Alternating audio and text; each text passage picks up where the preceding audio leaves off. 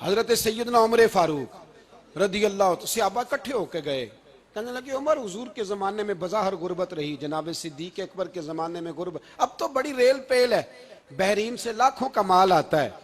آپ کو بڑے بڑے سفیر ملنے آتے ہیں، پر آپ وہی پرانا کرتا اور وہی طامت جو کئی جگہ سے سی آپ نے کئی جگہ سے پھٹی۔ اور حضرت عمر ایک دن عید کی نماز پڑھانے گئے تھے تو ننگے پیر ہی چلے گئے، لوگوں نے کہا جوتا، فرمایا ٹوٹ گیا تھا یار، پہننے کے قابل نہیں تھا، فرمایا ننگے پیر آ گئے ہو، لوگ کیا کہیں گے، فرمایا چھوڑو، عمر کے پاؤں ننگے ہیں لیکن عمر کے کردار میں تو کوئی شک نہیں نا، پیر ہی ننگے ہیں نا، کیا ہوا، چھوڑو اس بات کو،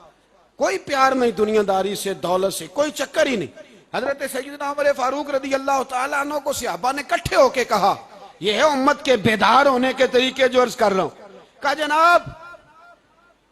آپ اب بڑا مال غنیمت ہے اور جس طرح ہر صحابی کا حصہ ہے آپ کا بھی حصہ ہے، تو ایک نیا کرتا ہی ڈال لیں آپ خرید کے۔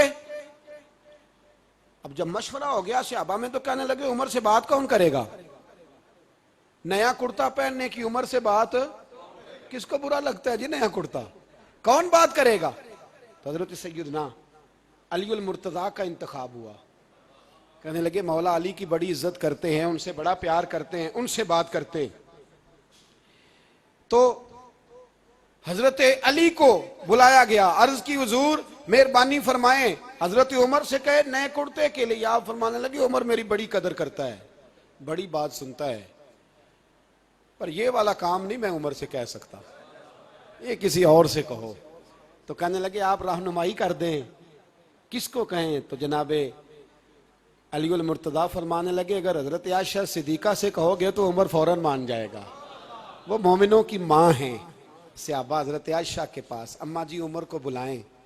ان کو کہیں، بڑے بڑے سفیر آئے ہوتے ہیں وہی پرانے کپڑے پہن کے بیٹھ جاتے ہیں، اللہ اکبر۔ حضرت عائشہ نے پیغام بھیجا، فرمایا عمر کو بلاؤ،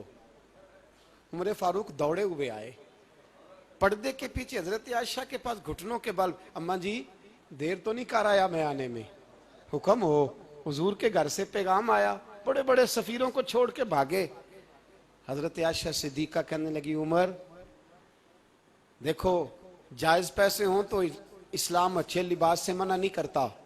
اب بڑا بڑا مال آیا ہے، اب تیرا بھی حصہ ہے، تو صحابہ کرام کی خواہش ہے کہ نیا کرتا پہن لو، بڑے بڑے سفیر آتے ہیں، حرج بھی کوئی نہیں، جائز بھی ہے، کوئی منع نہیں۔